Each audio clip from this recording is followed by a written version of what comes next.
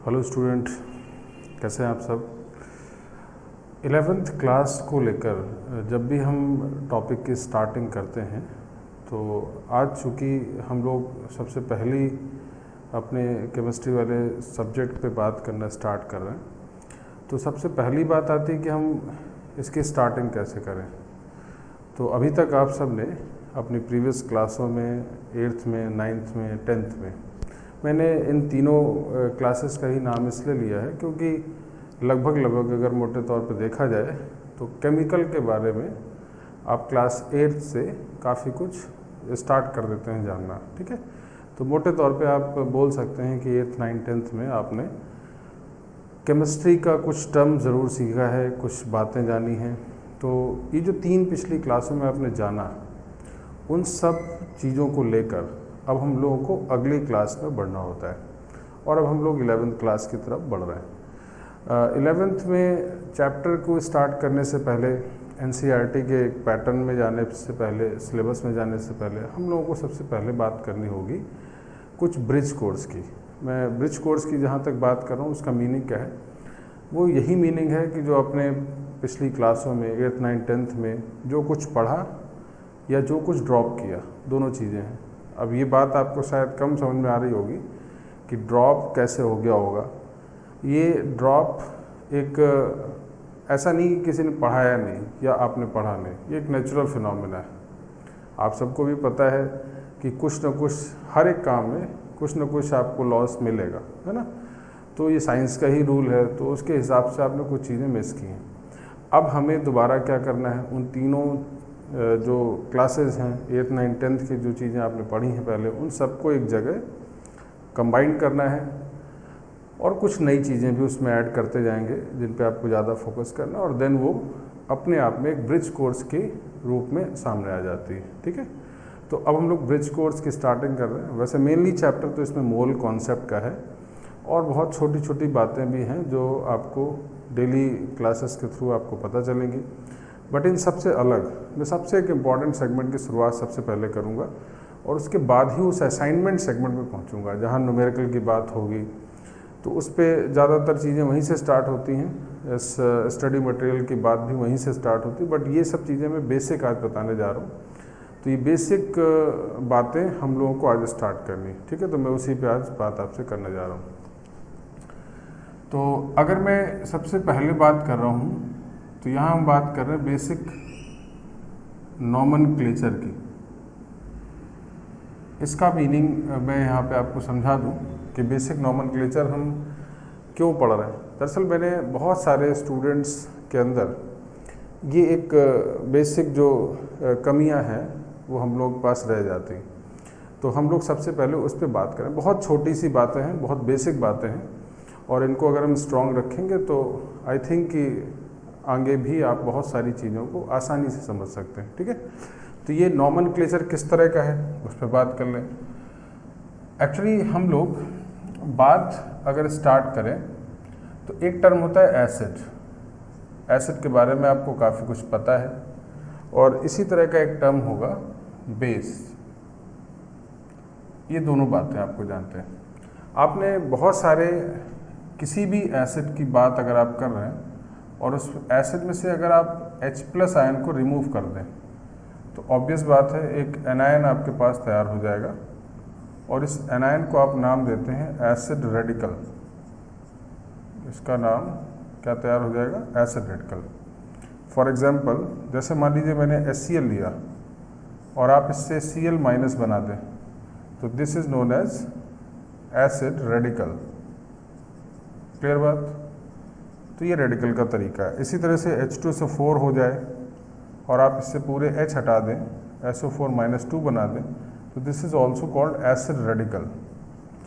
Actually radical की जहाँ पे आप बात करते हैं तो रेडिकल का मतलब होता है कोई किसी भी चीज़ का रिमेनिंग सेगमेंट। जैसे आपने बहुत बार ये सुना होगा कि बहुत रेडिकल एलिमेंट है सोसाइटी के भी। तो सोसाइटी के रेडिकल का मतलब ये नहीं कि सीधे आप केमिस्ट्री पढ़ने लगे वहाँ। हर एक चीज़ का साइंस के अंदर पहले लिटरल मीनिंग आपको आना चाहिए। तो लिटरल मीनिंग यहाँ पे ये है कि किसी भी सेगमेंट का एक रिमेनिंग जो सेगमेंट होता है, बचा हुआ सेगमेंट जो होता है, वो आप रेडिकल की नाम देख सकते हैं, ठीक है। तो इसीलिए हमने एसिड रेडिकल की बात की। और इसी तरह से और जैसे HNO3 है तो हम लोग यहाँ पे NO3 माइनस बना सकते हैं, this is known as also acid radical, okay. अच्छा, सिमिलरली अब बात करें अगर बेस की, तो बेस से भी अगर आप OH माइनस को हटा दें तो यहाँ पे जो कैटायनिक पार्ट बनेगा, ये कैटायनिक पार्ट होगा और इस कैटायनिक पार्ट को आप नाम देते हैं बेसिक रेडिकल। बात समझ आ रही? तो हम इस तरह से बेसिक रेडिकल भी बना लेते हैं। जैसे आपने इसके भी एग्जांपल्स देखे हैं, NaOH है और आप इससे OH हटा के Na प्लस बना लेते हैं, तो this is known as basic radical, ठीक है। तो ये एक सिंपल सा कॉन्सेप्ट है जिसको जानना है। इसी तरह से COH का होल ट्वाइस, तो Ca+2 अगर आप लिख दें ये बेसिक रेडिकल है। इसी तरह से AlOH का होल थ्राइस और यहाँ भी आप Al+3 लिख दें तो ये भी बेसिक रेडिकल है। तो कुल मिला के आप मोटे तौर पे ये बोल सकते हैं कि एनायन को आप एसिड रेडिकल का नाम दे सकते हैं और किसी कैटायन को आप बेसिक रेडिकल का नाम दे सकते हैं। लेकिन बेसिक जो डेफिनेशन है वो क्या है कि किसी भी एसिड से अगर आप हाइड्रोजन आयन हटा दें तो जो रिमेनिंग सेगमेंट बचता है उसको आप एसिड रेडिकल बोलेंगे, और किसी बेस से OH माइनस हटा दें तो जो बचा हुआ कैटायन होगा वो बेसिक रेडिकल होगा, ठीक है। तो ये तो बात रेडिकल की हो गई।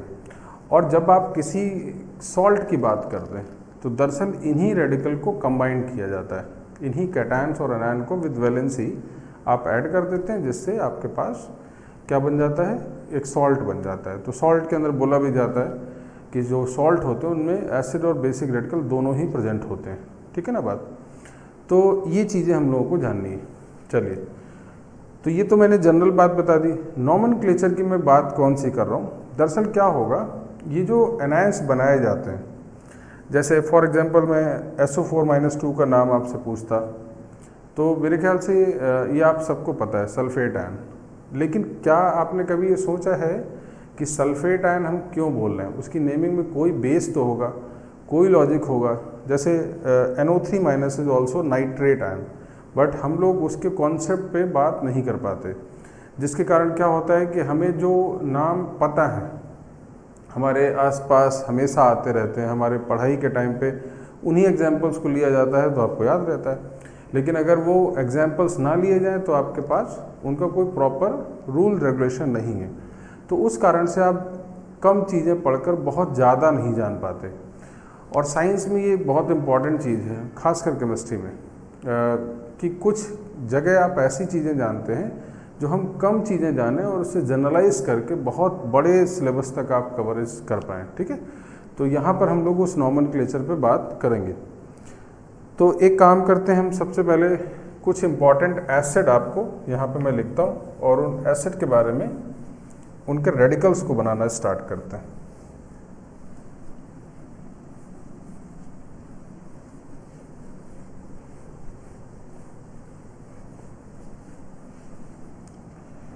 तो हम लोग अब बहुत सारे एसिड हैं और उन एसिड के रेडिकल्स पे बात करना स्टार्ट करते हैं, ठीक है।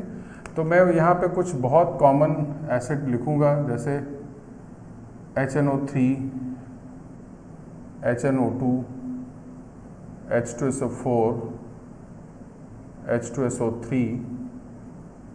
H3PO4, H2CO3,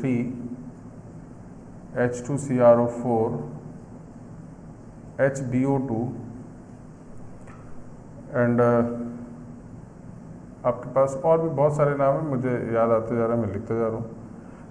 जैसे हम लोग यहाँ पे एक बात कर सकते हैं HClO4 हेलोजन्स पे, HClO3, HClO2 एंड HClO, ठीक है ना।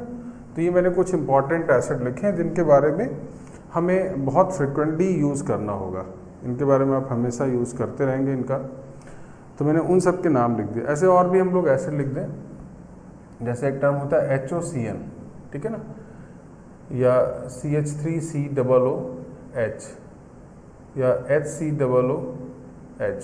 तो ये सब एसिड हैं, इनके नाम भी हम लोगों को पता है। मैं एक नाम यहाँ पे लिख देता हूँ, नाइट्रिक एसिड, ठीक है, यहाँ पे होगा नाइट्रस एसिड।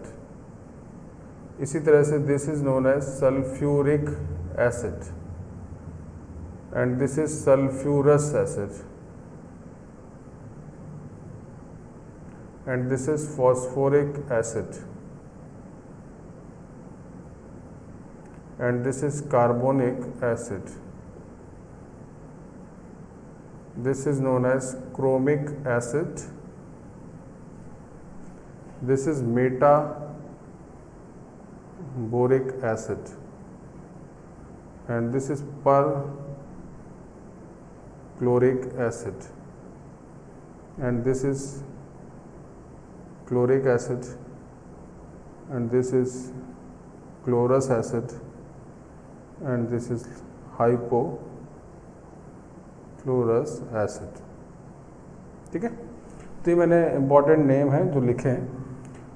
इसी तरह से इसका नाम होता है साइनिक एसिड, ठीक है।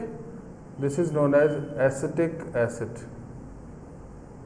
And this is known as formic acid, ठीक है।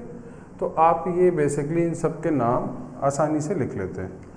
अच्छा, इनके नाम आपको ये देखिए, जो आज आप टॉपिक पढ़ रहे हैं वो ऐसा नहीं कि आज आपने देखा और फिर कभी नहीं देखा तो आपको चीज़ें तैयार रहें, ऐसा कतई नहीं होगा।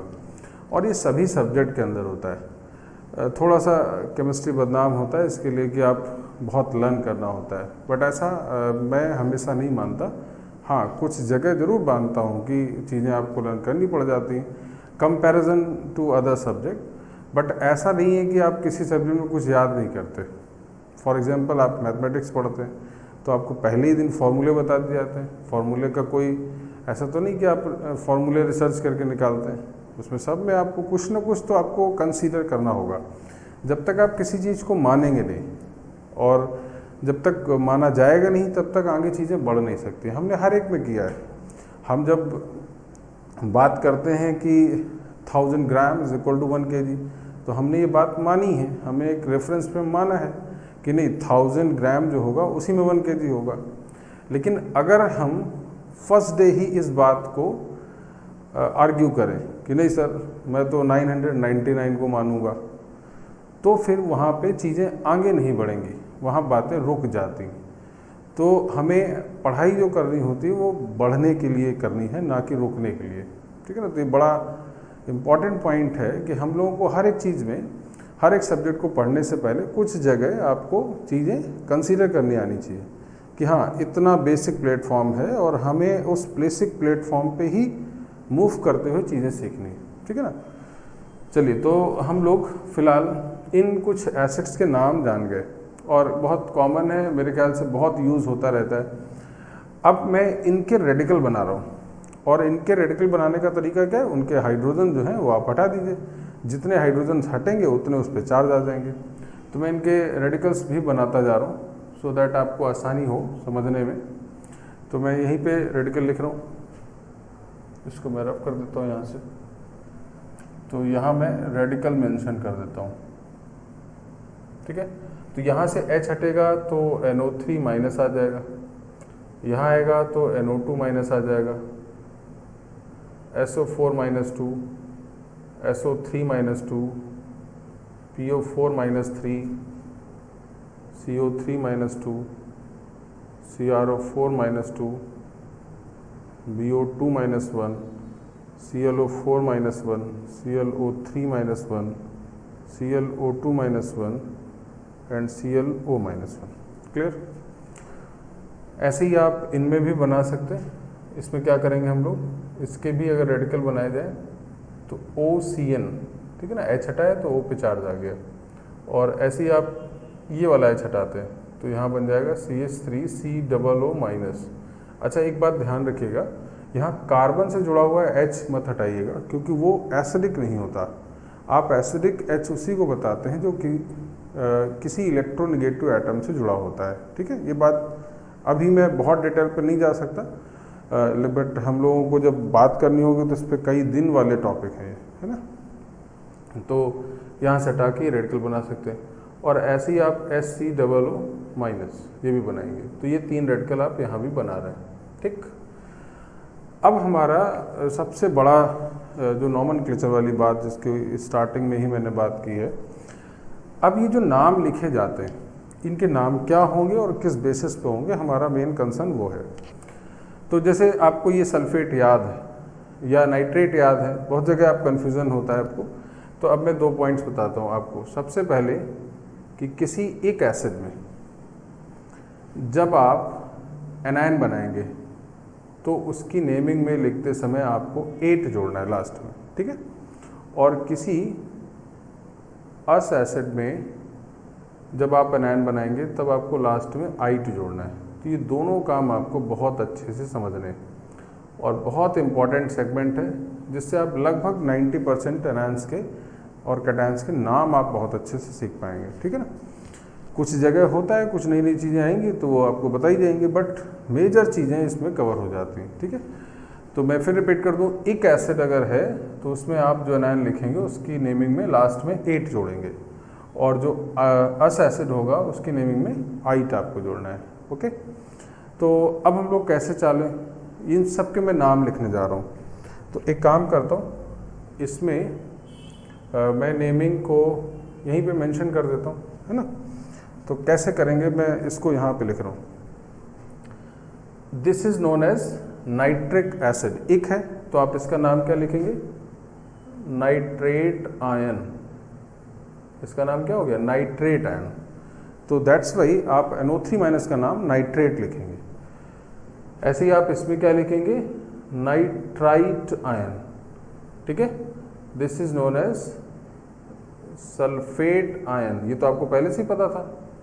This is known as sulphite ion, this is known as phosphate ion, this is known as carbonate ion, this is known as chromate, and similarly this is metaborate, clear, and this is perchlorate, this is chlorate, this is chlorite, and this is hypochlorite, clear। तो आप सब ने इन सब के नाम बहुत easily लिख दिए, तो ये फ़ायदा है सबसे बड़ा। और मैं आपको बता रहा हूँ, आप कितनी बड़ी बड़ी गलतियाँ हम लोगों से होती हैं, आप ही से नहीं होती हैं, वो सब से होती हैं। और उसका कारण क्या है कि हम बहुत छोटी चीज़ों को जब भी इग्नोर करेंगे तो वो किसी न किसी दिन बहुत बड़ी होकर आपके सामने आ जरूर जाएंगे, गायब नहीं होती वो। तो वो आप समझिए मास कंजर्वेशन वाला रूल फॉलो होता है। अच्छा, इसके बाद मैं अगर इसकी बात करूं तो इसमें कैसे नाम आप इसका लिखेंगे, तो मैं इसका नाम एनायन का लिख रहा हूं, यहाँ पे लिख देता हूं सबके नाम। तो this is known as cyanate ion, ठीक है।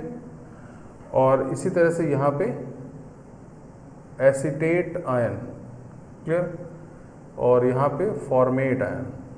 तो ये एक तरीका है, आप इन सब के नाम बहुत ईजिली लिख सकते हैं, ठीक है ना। तो ये हम लोगों ने पूरी बात यहाँ पे समझी कि कैसे आप आयंस को लिखेंगे, कैसे एनायंस की नेमिंग को लिखा जाता है। कुछ कुछ छोटे छोटे पॉइंट्स हैं, उसको मैं और ऐड कर देता हूँ, ठीक है।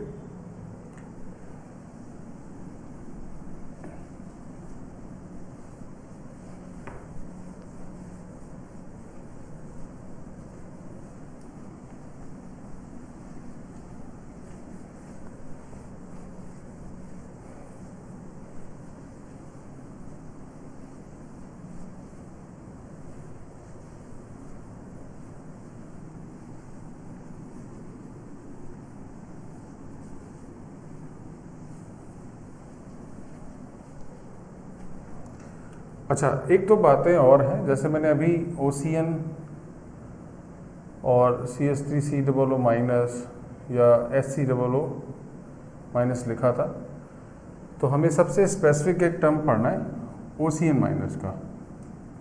इसमें क्या होता है, इसको आप नाम क्या देते हैं, साइनेट, ठीक है।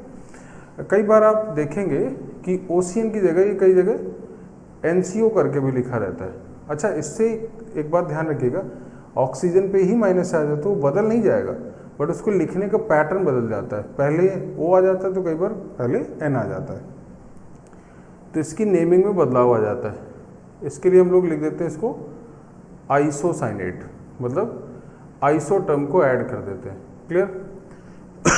अच्छा, इसका मैं एक एग्जांपल देता हूँ कैसे। जैसे फॉर एग्जांपल मैंने लिखा कहीं पे NaOCN और कहीं पे लिखा NaNCO, ये दोनों में डिफरेंस है। तो ये दोनों है तो एक ही जैसे, बट दोनों अलग अलग कंपाउंड है। इसका नाम क्या होगा? अच्छा, नाम लिखते समय केवल हमें कैटायन और अनायन का नाम लिखना होता है। तो this is sodium ion and this is cyanate, तो आप इसका नाम लिखेंगे सोडियम साइनेट, और लेकिन इसका अगर हम लिखेंगे तो क्या नाम लिखेंगे? Sodium isocyanate. क्लियर? तो ये दोनों बातें सामने आपके हैं, ठीक। तो एक तो ये बात ध्यान रखिएगा, और एक दूसरा छोटा सा पॉइंट और है जिसको मैं यहाँ पे बता रहा हूँ, और वो छोटा पॉइंट क्या है? तो ये सेकंड। अब इसके बाद हम एक थर्ड पॉइंट पे आ रहे हैं। तो फर्स्ट तो मैंने रूल्स बता ही दिए थे, सेकंड ये मान लीजिए आप। अब एक थर्ड रूल पे आ रहे हैं कि ऑक्सीजन के प्लेस पे कभी भी अगर आप सल्फर मेंशन करते हैं तो इसकी नेमिंग में मोस्ट ऑफ द केस थायो टर्म का यूज़ किया जाता है।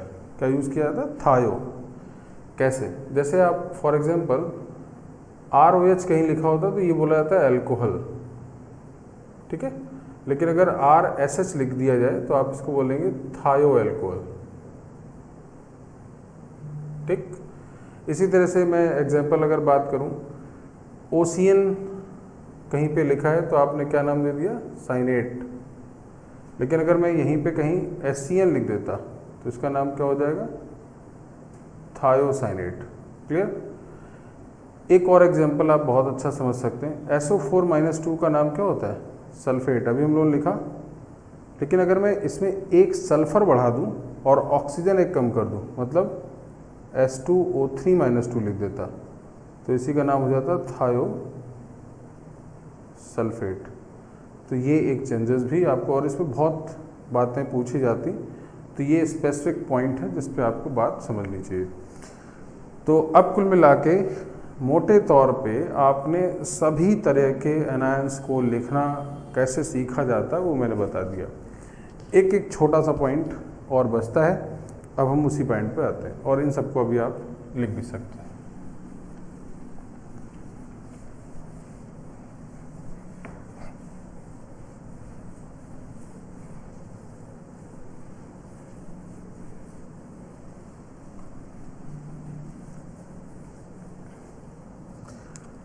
अच्छा, अब हम लोग एक बात मैं आपसे बताऊं, तो आपने देखा होगा कई जगह नेम लिखते समय आप लास्ट में आइट की जगह आइड भी यूज़ करते हैं, IDE, ठीक है। तो ये एक दूसरा कन्फ्यूज़न है कि कब हम आइड यूज़ करेंगे, कब हम आइट यूज़ करेंगे। हालांकि ये बहुत बड़ा कन्फ्यूज़न आप दबा के ही रख लेते हो। मोस्ट ऑफ द स्टूडेंट क्या करते हैं कि जैसे किसी कंपाउंड का नाम लिया गया तो आप कैटायन तो बड़ा तेज़ी से बोल देते हो, क्योंकि कैटायन में तो कुछ गड़बड़ होना नहीं है। अगर सोडियम है तो सोडियम आपको पता है, बट लास्ट का जो एनायन है उसको इतना कंफ्यूज्ड आप बोलते हैं कि एक बार बोल दिया अब आप समझे, जिसको जो समझना है। अब पता नहीं वो क्या है, कैसा है, आइड है, आइट है, हम लोग उन सब चीज़ों पे कोई ध्यान नहीं दे पाते। अब वो स्टूडेंट समझे या हम लोग खुद समझे या जो पूछ रहा है वो समझे, है ना। तो ऐसा नहीं है। IIT में और इंजीनियरिंग में अब आप कोई भी ऐसी चीज़ें नहीं पढ़ेंगे जहाँ खुद क्लैरिटी ना हो आपको, ठीक है ना। या तो ना पढ़े, वो भी बहुत अच्छा तरीका है, कम से कम 0 रहेगा, अदरवाइज़ तो माइनस आएगा, और 0 तो बड़ा ही है -1 से। तो ये चीज़ें ध्यान रखिएगा कि हम जो कुछ पढ़ रहे हैं बहुत क्लैरिटी के साथ पढ़ें, सो दैट कॉन्सेप्ट बिल्डअप हो और हम बहुत अच्छे पॉजिटिव मार्क्स पे आ जाएं, ठीक है, बहुत अच्छे से। चलिए, तो आपने देखा हो कई जगह हम आइड का यूज़ करते हैं। तो आइड टर्म का यूज़ जो है वो हम किसी सिंगल एलिमेंटल निगेटिव चार्ज पे करते हैं। किसी अगर सिंगल एटम पे माइनस का चार्ज होता है तो आप किसका यूज़ करते हैं? आइड का। कैसे? मैं ढेरों एग्जांपल देता हूँ, आप सबको पता है ये बात, आप यूज़ करते आ रहे हैं, बट उसको एक रेगुलेट नहीं किया आपने, तो इसलिए थोड़ा गड़बड़ हो जाता है। जैसे देखा होगा O-2 ऑक्साइड, हमें बहुत पहले से पता है, Cl- क्लोराइड, N-3 नाइट्राइड, ऐसे ही अगर आप P-3 तो phosphide, S-2 sulphide, H- hydride,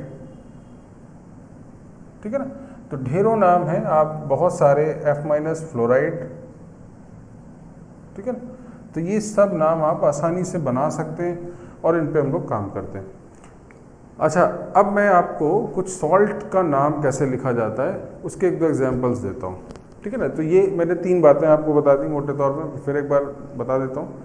हमारे पास सबसे पहला काम क्या है, 8 यूज़ कब करते हैं आप, कब यूज़ होता है, किसी भी एक एसिड का जो एनायन बनता है उसकी नेमिंग में आप 8 टर्म का यूज़ करते हैं, ATE, ठीक है। और किसी अस एसिड में अगर आप एनायन बनाते हैं तो उसमें ITE, आइट का यूज़ किया जाता है, ठीक है। और तीसरा केस और बहुत इंपॉर्टेंट है, और वो है किसी एलिमेंटल नेगेटिव चार्ज की अगर हम बात करें तो उसको आप आइड करके यूज़ करते हैं, ठीक है। इसके अलावा छोटे छोटे पॉइंट जो मैंने आइसो का यूज़ किया या थायो का यूज़ हो जाता है, तो ये छोटे मोटे पॉइंट्स आपको ध्यान रखने हैं। तो ये मोटे तौर पे 3 बड़े पॉइंट्स हैं जिन पे आपको काफ़ी कुछ काम करना है, ठीक है। तो अब मैं एक एग्जांपल देता हूँ आपको कि कैसे हम लोग कंपाउंड्स के नाम कैसे लिखना स्टार्ट करते हैं।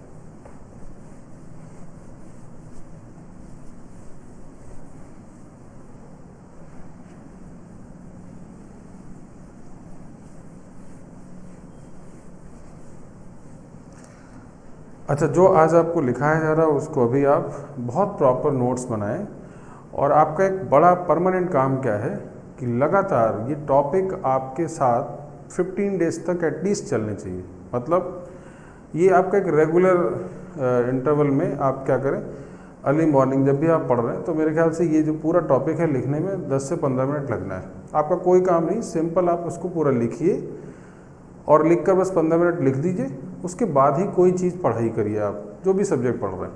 आपका एक आदत हो जाना चाहिए कि मॉर्निंग में जब भी आप पढ़ाई की स्टार्टिंग कर रहे हैं तो 10 से 15 मिनट हमारा काम है कि इसको हमने लिख दिया और उसके बाद इसको छोड़ दिया, और आपको कोई एफर्ट नहीं करना है, अपने आप याद हो जाएगा। और इस बात को मैं क्यों बोल रहा हूँ, तो वो उसका मैं एक एग्जांपल दे सकता हूँ। आप याद करो कि क्या आपको कभी सल्फेट आयन किसी ने पढ़ाया है कि सल्फेट आयन, इसको कोई लॉजिक है, याद है आपको? कोई लॉजिक नहीं है इसका। और क्यों याद है, उसका कारण है। कारण ये है कि हम हर जगह सल्फेट आयन ही हमारे आसपास दिखता है। हम पढ़ाई जब स्टार्ट करते तो सबसे पहले सल्फेट आयन, सर लोग जब पढ़ाना स्टार्ट करते सबसे पहले सल्फेट आयन, सल्फ्यूरिक एसिड। तो सीधी सीधी बात है, ब्रांडिंग मार्केटिंग बहुत ज़्यादा है तो ऑब्वियसली वो याद रहेगा। ये काम, ये ब्रांडिंग मार्केटिंग अदर्स एनायन का, वो आपको करना होगा। जिस दिन आप उसको, आपके लिए तो सभी इम्पॉर्टेंट है, तो जिस दिन ये सब चीज़ें करने के लिए लगभग 15 डेज या हफ्ते भर आप बोल सकते हो, अगर आप ये लगातार लिखेंगे तो फिर वो कॉमन हो जाएगा। फिर वो आपके लिए H2SO4 जैसा है वैसे ही HClO4 है, तो वो सब चीज़ें आपके लिए बड़ा आसान हो जाएंगी, ठीक है ना। तो इसको पढ़ने का ये एक तरीका भी है, तो वो करना है। अब जैसे मैं एक बात बताऊं, जैसे मैंने आपसे बोला कि सोडियम क्लोराइड का फॉर्मूला क्या है, तो आपको केवल आयंस ढूंढने हैं। सोडियम मतलब Na+, क्लोराइड आयन मतलब Cl-, तो ये क्या आ गया, NaCl। सबको पता है। आपको लगे तो इतना आसान सा बात क्यों बता रहा है, क्या मैं बताने जा रहा हूँ दूसरा पॉइंट। बट अगर मैं लिखता सोडियम क्लोराइड, ध्यान रखिएगा, अब मैंने यहाँ आइट कर दिया, तो अब सोडियम तो Na+ है, बट क्लोराइड आयन आपके लिए बड़ा आसान नहीं है। क्लोराइड आयन कौन सा है, आप इसी में कॉपी चेक करेंगे तो आप देखो तो यहाँ आपके पास ClO2- मिलेगा। तो अब ये फॉर्मूला क्या हो गया, NaClO2। तो देखिए कितना मेजर डिफरेंस है इन दोनों में। हम सब क्या करते हैं, जब नहीं जानते तो सब एक ही जैसा समझते हैं, सोडियम क्लोराइड जो बोलते हैं आप, तो सोडियम तो बड़ा स्पीड में निकल गया, बट बाकी जो एनायन है वो क्या है एग्जैक्टली हमें बड़ा डाउटफुल होता है। तो अब आज से आप बहुत क्लियर होंगे कि कब हम बात कर रहे होंगे आइड की और कब बात कर रहे होंगे आइट की, ठीक है। अच्छा, इसका बड़ा यूज़ क्या है, ये ना पढ़ते तो हमारे लिए क्या क्या दिक्कत होती है, मैं उसको एक समझा दूँ। जैसे आप सब ने मोल के बारे में कुछ ना कुछ जाना है, हम लोग अभी आगे पढ़ेंगे भी। तो मैं अगर आपसे बोलता कि हमारे पास 20 ग्राम क्लोराइड आयन के अंदर इलेक्ट्रॉन निकाल लें, ठीक है, सेंटेंस में बोलता, लिखता नहीं, और मैं बोलता 20 ग्राम क्लोराइड आयन के अंदर इलेक्ट्रॉन निकाल लें, तो पूरी चीज़ों में सबसे बड़ा क्वेश्चन आपके लिए ये होता कि सबसे पहले आप ये जाने कि क्लोराइड आयन क्या है और क्लोराइड आयन क्या है। मोल तो बाद में आएगा ना, तो न्यूमेरिकल तो बहुत पीछे हो गया। लेकिन जब अगर आप किसी के नाम ही नहीं जानते हैं तो क्या क्या करता है वो तो बहुत बात की बात हो गई, तो चीज़ें बहुत गलत हो सकती। तो ये बहुत बेसिक पॉइंट है, ऐसा नहीं है कि ये आपको रोक देगा, तो शुरुआत में ज़रूर रोक सकता है या गलत करा सकता है। अच्छा, होता क्या है कि ऑप्शन वाला क्वेश्चन होता है आपके लिए, ऑब्जेक्टिव होते हैं, तो एक जो आंसर होगा वो Cl माइनस मान के होगा और एक ऑप्शन जो होगा वो ClO2 माइनस मान के होगा। तो अब आप दोनों में ही कंफ्यूज होंगे। आपने अगर दोनों में से कोई भी एक गलत काम कर दिया तो उसका दोनों का ऑप्शन होगा, और ऑप्शन एक्चुअल क्या होता है, जब आप इतना एफर्ट करते हैं और ऑप्शन चारों में से कोई भी अगर दिख जाए तो आपको लगता है नहीं हमने बहुत अच्छा किया होगा और ऑप्शन मैच करा देते हैं आप। तो ऐसा नहीं है कि आप छोड़ देंगे उसको, क्योंकि आपको तो लगेगा बहुत बेसिक क्वेश्चन है, तो वही निगेटिव मार्किंग का कारण होता है। तो इसलिए हमको बहुत क्लियर रहना है इन सब चीज़ों में। ऐसे ही मैं और सिंपल से एग्जांपल लूँ, जैसे मैं लिख दूँ सिल्वर थायोसल्फेट, तो इसका फॉर्मूला क्या है, सिल्वर मतलब Ag+, थायोसल्फेट मैंने अभी बताया था S2O3 - 2, एक साथ जोड़ दिया गया Ag2S2O3, ठीक। मैं बात करता सोडियम हाइपोक्लोराइट,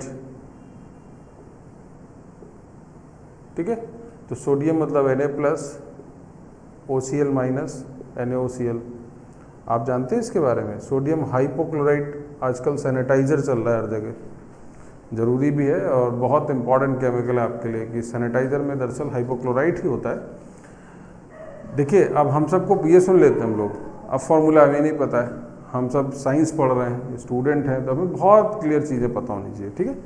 तो ये इस तरह से आप लिख सकते हैं। ऐसे और बहुत सारे नाम हैं, जैसे अब मैं उल्टा दूसरा क्वेश्चन बोल रहा हूँ। जैसे मैंने लिख दिया HCOONA, इसका नाम क्या है, तो आप एनायन और कैटायन बस नाम लिख दीजिए, तो ये क्या नाम होगा, सोडियम, और ये क्या है, फॉर्मेट हो गया, ठीक है। ऐसे ही मैं बात करता CH3COONA, तो इसका नाम क्या होता है, सोडियम एसीटेट, ठीक है। तो ऐसे ढेरों नाम है। अब आप जितने कैटायन जानते हैं सबका मिक्स करके बहुत सारे नाम लिख सकते हैं। मैं एक असाइनमेंट दूंगा आपको जिसमें आप इन सब के नाम लिखेंगे, ठीक है ना, प्रैक्टिस के लिए। तो ऐसे बहुत सारे नाम है। जैसे एक और है मिथाइल आइसोसाइनेट, तो मिथाइल का मतलब होता है CH3 और आइसोसाइनेट मतलब NCO, तो दिस इज मिथाइल आइसोसाइनेट। दरअसल इसको एक शॉर्ट फॉर्म में MIC बोला जाता है। आपको याद होगा भोपाल गैस ट्रेजेडी, उसमें ये गैस लीकेज हुआ था, तो ये वही है मिथाइल आइसोसाइनेट या MIC, ठीक है। तो इस तरह से बहुत सारे कंपाउंड के नाम भी आप लिख सकते हैं और बहुत सारे नाम से उसके फॉर्मूले पे भी आप आसानी से जा सकते हैं, ठीक है। तो एक तो ये काम हमारा बहुत इम्पॉर्टेंट है जिसको जानना है, और इन सब की बहुत प्रैक्टिस करनी है आपको। ये मेरे लिए आज का टॉपिक है, केवल आज ये पढ़ाया और ये ख़त्म हो गया, बट आपके लिए बहुत बड़ा टॉपिक है। आपको लगातार 15 डेज़ तक इसको चला के रखना है। 15 डेज तो मैं एक जनरल एग्जांपल दे रहा हूँ, आप जितना चाहते हैं जितना अच्छा प्रैक्टिस करेंगे आप एक काम कर सकते हैं, अपने एक पूरे स्टडी रूम में आप इसको पोस्टर में इस तरह लिख कर बड़ा बड़ा लिख सकते हैं, ताकि आपके सामने वो देखे और आप इन सब चीज़ों को याद कर पाएँ, ठीक है। तो एक काम तो ये जो कि बेसिक्स में था और बहुत इम्पॉर्टेंट है।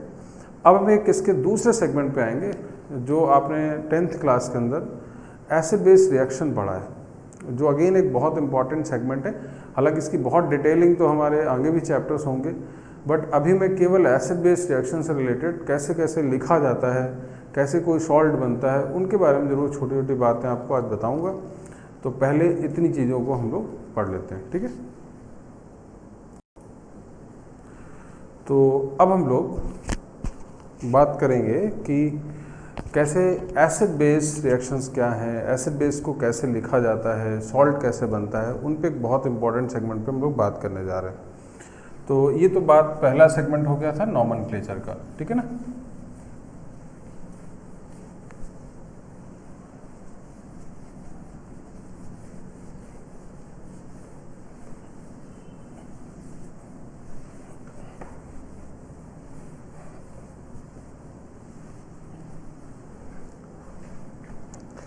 तो अब हम लोग आज बात कर रहे हैं अब एसिड बेस रिएक्शन का। एसिड बेस कॉन्सेप्ट को आप समझ सकते हैं, और एसिड बेस कॉन्सेप्ट में भी सबसे इम्पॉर्टेंट है रिएक्शंस, कि रिएक्शंस को कैसे लिखा जाएगा, ठीक है ना। तो सबसे पहले तो हमें एसिड बेस पहचानना आपने सीखा है, बहुत प्रीवियस थ्योरी आपने पढ़ी हैं, लेकिन मोटे तौर पे जो बातें हैं उस पर मैं बात करूँ, ठीक है। तो आपको पता है कि एलिमेंट दो टाइप में आप बांट देते हैं बेसिकली, एक मेटल और दूसरा नॉन मेटल। और हमें ये पता है कि मेटल्स के जो ऑक्साइड्स होते हैं वो सब क्या होते हैं, बेसिक इन नेचर, ठीक है ना। ये आपको बात पता है कि वो बेसिक इन नेचर होते हैं, यानी कुल मिला के बेस को बना देते हैं। इसके एग्जांपल में हम लोग calcium oxide, magnesium oxide, FeO या Al2O3 या PbO, ऐसे बहुत सारे आपके पास एग्जांपल्स हैं जो मेटल के ऑक्साइड हैं। ये अपने आप में क्या हैं, ये अपने आप में ऑक्साइड बेसिक हैं, ठीक है। इसी तरह से नॉन मेटल के जो ऑक्साइड्स होते हैं वो क्या है, अपने आप में वो एक एसिडिक इन नेचर की बात करते हैं। एसिडिक इन नेचर मतलब वो एसिड है, सीधी सी बात आप कर सकते हैं। जैसे example SO2, SO3, P2O5, N2O5, है ना। तो ऐसे ढेरों एग्जांपल्स हैं, आप सब में बात कर सकते हैं, ठीक है। तो ये सब एसिड हैं और ये सब, तो ये बहुत प्राइमरी बात हो गई कि अगर आप किसी एसिड बेस को आइडेंटिफाई करना चाहते हैं तो उसका सीधा तरीका ये है कि जो मेटल के ऑक्साइड हैं वो बेस होते हैं और नॉन मेटल के ऑक्साइड जो है वो एसिड होते हैं। एसिडिक नेचर से मतलब ये होता है कि अगर आप उनका एक्वा सोल्यूशन बनाएंगे तो वो बेस बन जाएगा, या एक्वा सोल्यूशन बनाएंगे तो वो एसिड बनेगा, ठीक। अच्छा, ये तो हमें पहचानने का एक तरीका मिल गया कि हम कैसे जान जाएंगे कि ये एसिड है और ये पर्टिकुलर कंपाउंड बेस है, ठीक। इन दोनों में एक छोटा छोटा एक्सेप्शन आप मान लें, उसको एक्सेप्शन की तरह डील करिए। एक इस पोर्शन में हम मान लेते हैं amphoteric metal oxide. Amphoteric metals होती हैं तो उनके ऑक्साइड भी एम्फोटेरिक नेचर के हैं। उसमें से मैं अभी फ़िलहाल ये चारों की बात कर रहा हूँ, हालांकि इसके अलावा एक दो मेटल्स और भी जुड़ते हैं, बट अभी फ़िलहाल आप ये चारों जाने।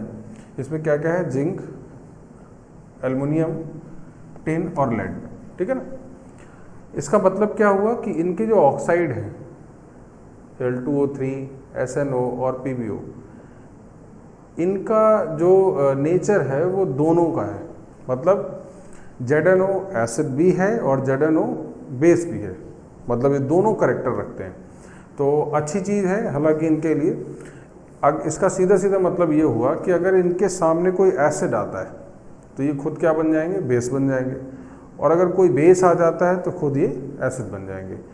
तो इससे क्या फ़ायदा होगा, इससे फ़ायदा ये होगा कि ऑब्वियस बात है ये चारों मेटल के ऑक्साइड क्या होंगे, बहुत ज़्यादा रिएक्टिव होंगे। ऑप्शन इनके पास रिएक्शन के ज़्यादा होंगे, कोई भी आ सकता है, एसिड आता है तब भी रिएक्शन होगा, बेस आता है तब भी रिएक्शन होगा, जबकि ऐसा इनके साथ तो नहीं था, ठीक है ना। तो ऐसा नहीं कि ये बेस है नहीं, ये बेस भी है और एसिड भी है, मतलब एसिडिक बेसिक दोनों नेचर रखेंगे। तो ये एक अलग बात है और ये बहुत इंपॉर्टेंट सेगमेंट है, इसको आगे तक आपको यूज़ करना होगा। तो यहाँ पे एक बात हो गई। इसके अलावा यहाँ पे नॉन मेटल्स को लेकर यहाँ पे भी एक एक्सेप्शन की तरह ही आप समझ सकते हैं। NO, N2O, H2O और CO, ये चारों ऐसे नॉन मेटल ऑक्साइड हैं जिनको इस नेचर में न्यूट्रल माना गया है।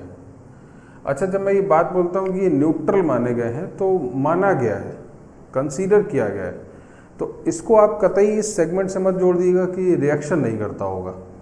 वाटर है, बहुत सारी रिएक्शंस आप जानते हैं वाटर को, लेकिन न्यूट्रल माना जाता है, मतलब एक रेफरेंस फ्रेम माना गया है। तो इसको कतई ऐसे नहीं जोड़ दीजिएगा कि इनका रिएक्शन ना कराएं आप। रिएक्शन होगा, रिएक्शन जैसा आपको सब बताया जाएगा वैसे ही होगा, बट हाँ इन जनरल इनको हम लोग मानते हैं कि ये न्यूट्रल माने हैं, ठीक है ना। तो ये दोनों बातें क्लियर है। तो पहला बेसिक पॉइंट क्या हो गया, मेटल के ऑक्साइड बेसिक है, नॉन मेटल के ऑक्साइड एसिडिक है, यानी ये एसिड का सेगमेंट है, ये बेस का सेगमेंट है। मेटल के ऑक्साइड में ये चार कुछ ऐसी मेटल्स हैं जो एम्फोटेरिक हैं, और इसी तरह से इसमें नॉन मेटल के ऑक्साइड में चार ऐसे हैं जो न्यूट्रल हैं। सीधी सीधे इन्फॉर्मेशन वाली बात है, क्वेश्चन आते हैं। अच्छा, इसको कई बार आप याद रखने के लिए तरीका भी बता दूं, कोई साइंटिफिक रूल नहीं, ऐसे ही गेस कर सकते हैं। इसको बोल सकते हैं आप जनाबे अली सनक पड़े, ठीक है।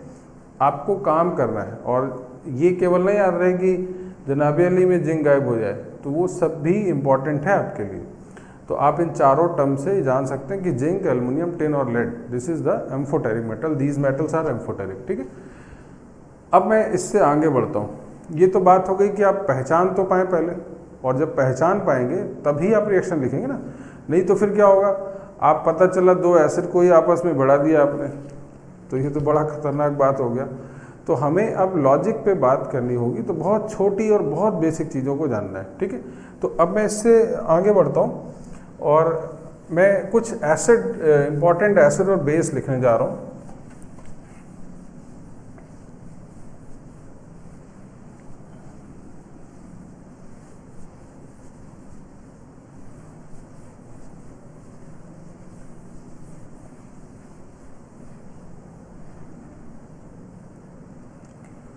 तो यहाँ पे मैं कुछ इंपॉर्टेंट एसिड के नाम दोबारा लिख रहा हूँ, जो अभी मैंने थोड़ी देर पहले लिखा भी है। H2SO4, H2SO3, HNO3, HNO2, H3PO4, H2CO3, HClO4, HClO3, HClO2, HClO या H2CrO4, ठीक है ना। तो मैंने ये सभी एसिड एक साथ यहाँ पे लिख दिए, जो मैंने मेजर एसिड लिखे जिनका सबसे ज़्यादा यूज़ करने वाले हैं हम लोग अभी। और इसी तरह से बहुत सारे बेस भी आप लिख सकते हैं, जैसे NaOH या COH का होल ट्वाइस या AlOH का होल थ्राइस, ठीक है ना। तो ऐसे आप इसको भी लिख सकते हैं, या ऐसे और भी बहुत सारे हैं, मैं कुछ एग्जांपल्स लिख रहा हूँ, हमें ज़्यादातर फ़ायदा इसमें है। अच्छा, अब एसिड में हमें करना क्या होता है, एक छोटी सी बात समझनी है, और वो है एसिड एनहाइड्राइड।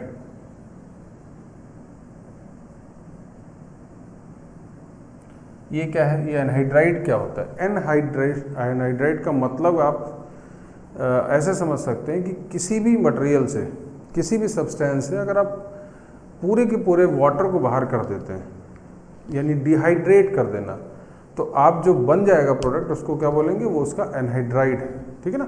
एनहाइड्राइड का सीधा सा मतलब आप बिना वाटर के समझ सकते हैं।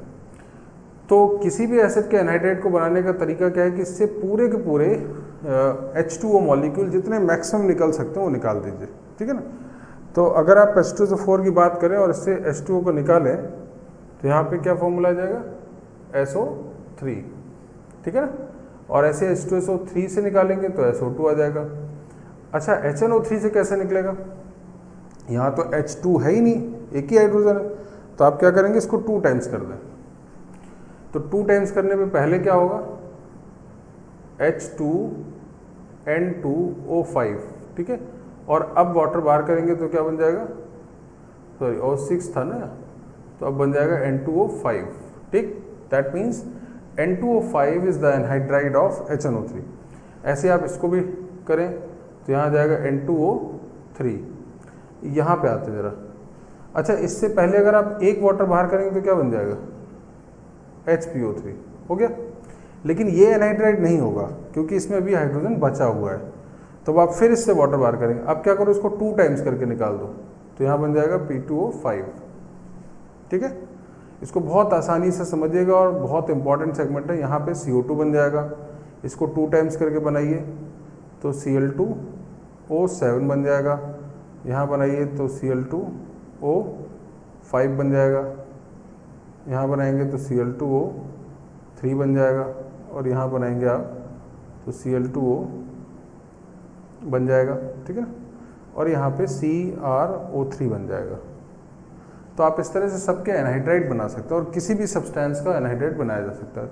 और ये बहुत इंपॉर्टेंट सेगमेंट है जो मैंने यहाँ पे लिखे सब, तो ये सब भी आपको याद होनी चाहिए, ये भी एक रेगुलर काम है आपका। इसी तरह से यहाँ पे क्या करना होगा, वही सेम पैटर्न। यहाँ पे क्या बन जाएगा Na2O, यहाँ पे क्या बन जाएगा CaO, निकाल लीजिएगा आप। ऐसे यहाँ Al2O3 और यहाँ पे FeO, ये सब आप फॉर्मूला लिख के उससे वाटर बाहर करेंगे। ठीक है ना, सिंपल सा तरीका ये। अच्छा, अब मैं इसमें एक और छोटी सी बात है कि कई जगह और वो एक्सेप्शन इसमें ज़्यादा आता है, इधर नहीं, कुछ मिक्स्ड एनहाइड्राइड होते हैं। मिक्स्ड एनहाइड्राइड का मतलब क्या कि वो 2 एसिड के एनहाइड्राइड होते हैं। वो कैसे हो जाते हैं, मैं उसके 1-2 एग्जांपल्स हैं जो हम लोगों को समझने हैं।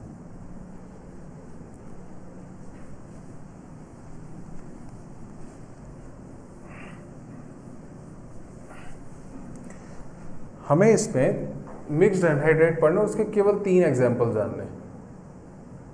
मिक्स्ड एनहाइड्राइड ये क्या है उसको ज़रा समझिएगा।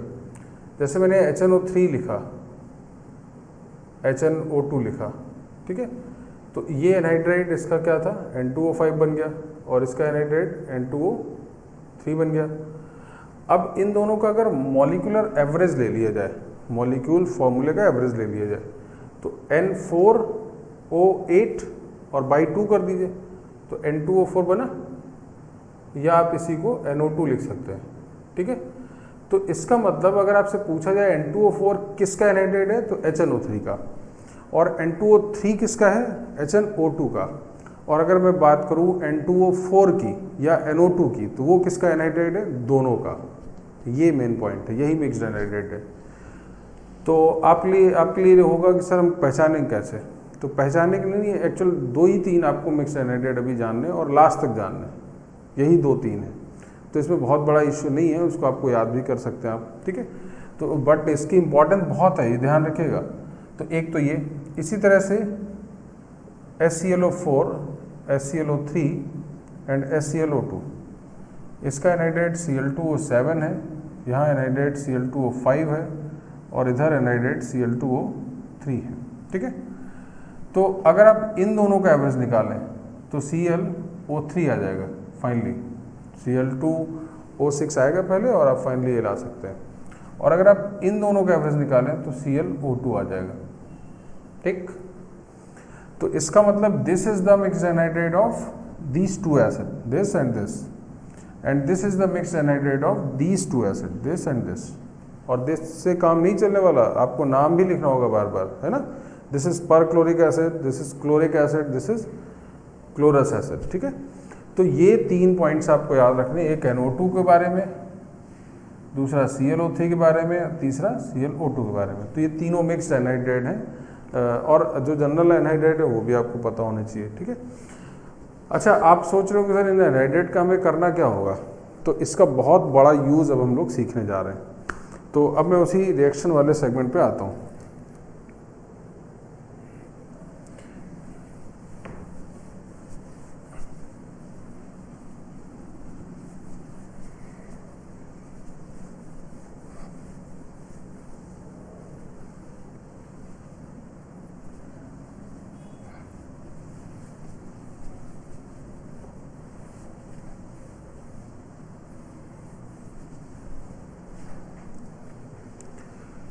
तो अब एक चीज़ आपको पता है, और ये आपने बहुत पहले से पढ़ा है, कि एसिड और बेस अगर रिएक्ट करते हैं तो सॉल्ट और वाटर बनता है। ये बहुत जनरल रिएक्शन है, बट आपको मैं एक खास बात बताता हूँ। पूरी केमिस्ट्री के अंदर जितनी भी रिएक्शंस आप पढ़ते हो, उनका सबसे बेसिक और मेजर कॉन्सेप्ट जो होता है वो केवल यही है, एसिड बेस। और एक और बड़ी बात कि अगर आप पूरी रिएक्शंस की बात करें, जितने भी केमिकल आपस में रिएक्ट करते हैं उनके दो ही ग्राउंड होते हैं, एक एसिड बेस रिएक्शन और दूसरा रेडॉक्स रिएक्शन। इसके अलावा तीसरी जो टाइप ऑफ रिएक्शन है बहुत, वो 5% से भी कम है। तो आप ये समझिए आप 90% कवरेज केवल दो कॉन्सेप्ट से कर लेते हैं, 90 से भी ज़्यादा। और वो दो कॉन्सेप्ट क्या हैं, एक एसिड बेस रिएक्शन है और दूसरा रेडॉक्स है, ठीक है ना। तो ये, लेकिन आप ये बात सही समझ रहे हैं कि दो ही हैं, बट दो को पढ़ना और उसको एनालाइज करना, समझना इतना आसान नहीं है। तो ये जितना मैंने आसानी से बोल दिया आपको कि सब तुरंत आप जान जाएं, ऐसा नहीं है। 50 बातें हैं उसमें, बड़ा लंबा वॉल्यूम है उसका, तो उस पर वॉच करना, उसको समझना, स्टेप वाइज सीखेंगे। हमारे पास टाइम है और इसी के लिए आपको 2 साल दिए जाते हैं और बहुत एक एक करके स्टेप वाइज हम लोग उसको सीखेंगे, ठीक है। तो फिलहाल एसिड बेस और सॉल्ट कैसे बनता है, थोड़ा सा इस पर हम लोग डिटेल पे बात करें। तो पहले मैं इसी पे बात कर रहा हूँ कि ऐसा नहीं कि हमने एसिड और बेस लिखा तो अपने से कुछ भी सॉल्ट बना देते हो आप। क्या तरीका होता है, आप सबसे पहले एसिड से उसका एसिड रेडिकल बनाते हैं, और एसिड रेडिकल ऑब्वियसली कैसा होगा, एनायन, और फिर बेस से आप उसका बेसिक रेडिकल बनाओगे, ठीक है। और फिर उन रेडिकल में जो वैलेंसी होगी ये कैटायन बनेगा, और फिर उसको बाकायदा प्रॉपर बैलेंसिंग के साथ जोड़कर जो बनेगा वही लिखा जाता है सॉल्ट में। ऐसा नहीं कि अपने से जो हमें अच्छा लग रहा है प्रोडक्ट, आजकल यही हो रहा है, रिएक्शन लिखते समय आप एडजस्टमेंट प्रोडक्ट बनाते हैं, कॉन्सेप्चुअल प्रोडक्ट कम बनता है, तो एडजस्टमेंट वाले हमें प्रोडक्ट नहीं बनाने। तो अब मैं ज़रा कैसे इसका एक एग्जांपल लिखता हूँ। जैसे फॉर एग्जांपल मैंने H2SO4 लिखा और यहाँ लिखा CaOH का होल ट्वाइस। तो आपको प्रोडक्ट क्या बनाना है, कैसे बनाना, सीधे मत लिखने लगना।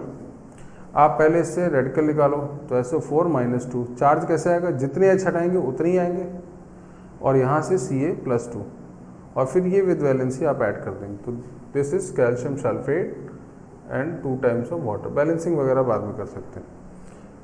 ऐसी एग्जांपल अगर मैं लिखता H3PO4 प्लस CaOH का होल ट्वाइस, ठीक है।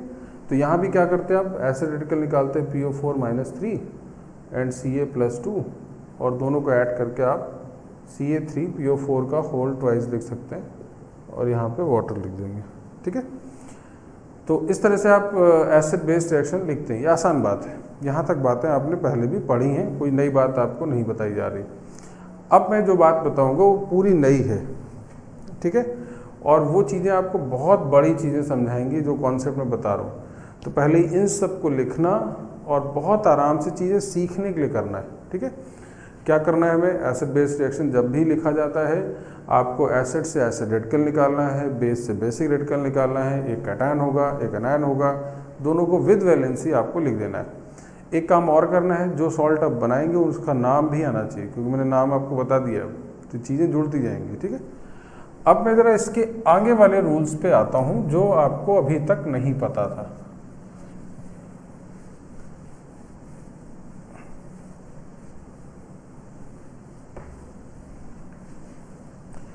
ये तो एसिड बेस रिएक्शन का पहला रूल है, ये केस फर्स्ट है जिसको आप सब मेरे ख्याल से सभी को पता है।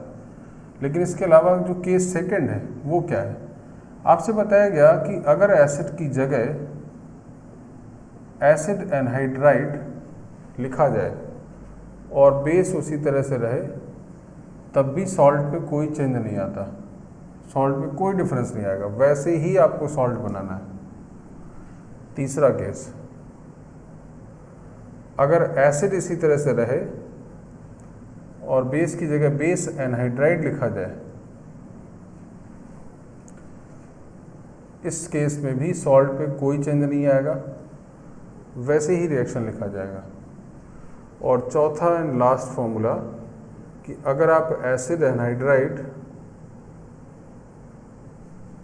और बेस एनहाइड्राइड दोनों लिख रहे हैं, तब भी सॉल्ट पे आपको कोई चेंज नहीं करना है। हाँ, इस केस में वाटर नहीं बनाएंगे बिकॉज आप वाटर पहले से ही निकाल चुके हैं। तो कुल मिला के आप इन 4 फॉर्मूले को अब समझेंगे।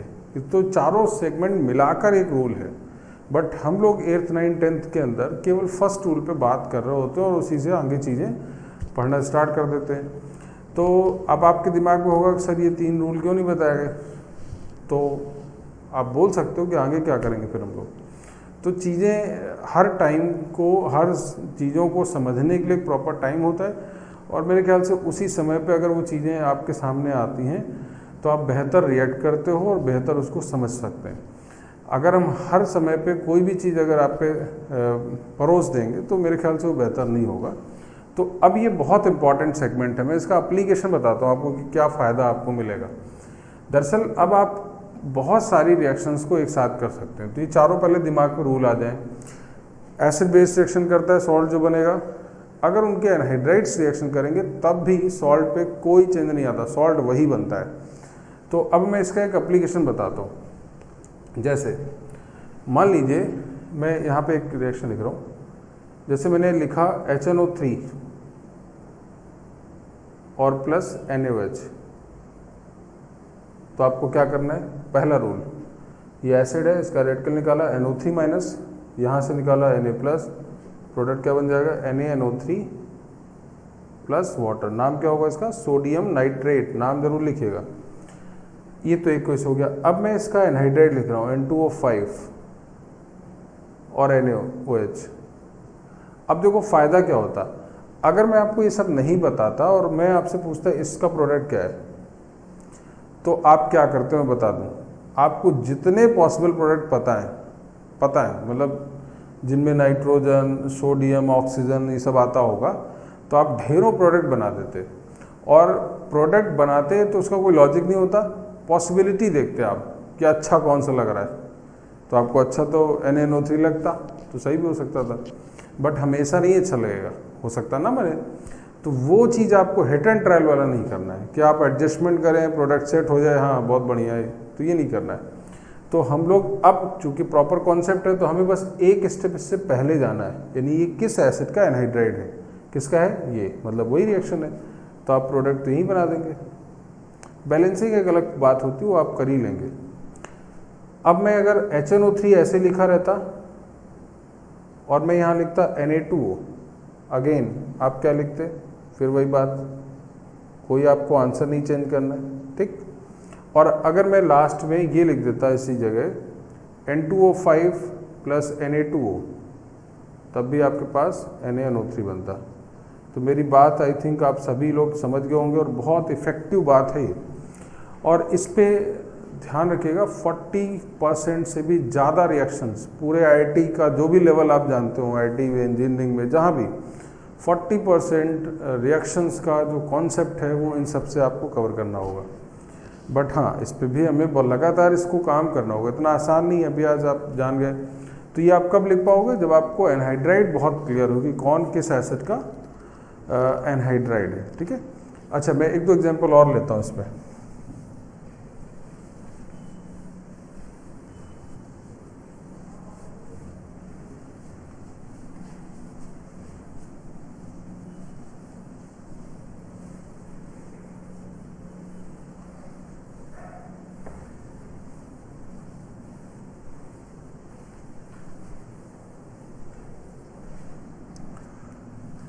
मैं कुछ रिएक्शंस लिख रहा हूँ। जैसे मैं बात करूँ आपसे SO2 का रिएक्शन कैल्शियम हाइड्रोक्साइड से, तो आपको करना क्या है, SO2 किसका एनहाइड्रेट है, H2SO3 का। तो सिंपली आप क्या बना देंगे, CaSO3 एंड वाटर, क्लियर। तो ऐसे बहुत सारे आप आसानी से केसेस लिख सकते हैं। ऐसे ही मैं एक एग्जांपल लिखूं कि P2O5 on reaction with calcium oxide, तो आपको क्या पहचानना है, ये एनहाइड्राइड किसका है, ये किसका एनहाइड, तो ये किसका था H3PO4 का, और ये किसका है CaOH का होल ट्वाइस। मतलब क्या प्रोडक्ट बनेगा, ऑलरेडी इन सबको तो आप जानते ही हैं, तो Ca3PO4 का होल ट्वाइस, बाकी वाटर नहीं बनेगा बिकॉज दोनों एनहाइड्राइड थे, ठीक है।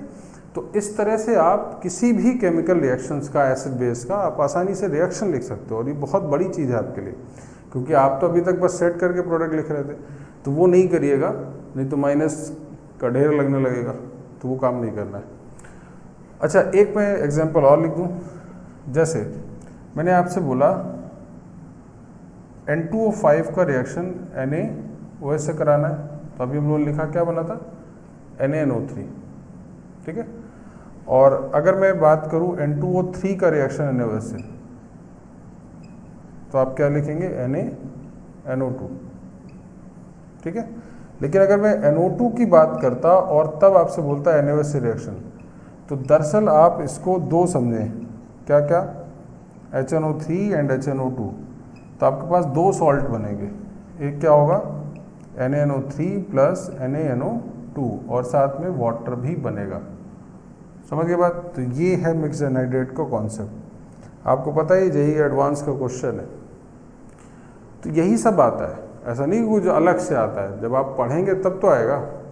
तो हमें बहुत चीज़ें, और सबसे बड़ी चीज़ पढ़ने से भी नहीं, आज जो आप पढ़ रहे हैं वो आपके एग्ज़ाम तक रहे आपके पास, ये सबसे इम्पोर्टेंट बात है। कंपटीशन का यही मतलब है, कंपटीशन वनडे गेम की तरह नहीं होता है।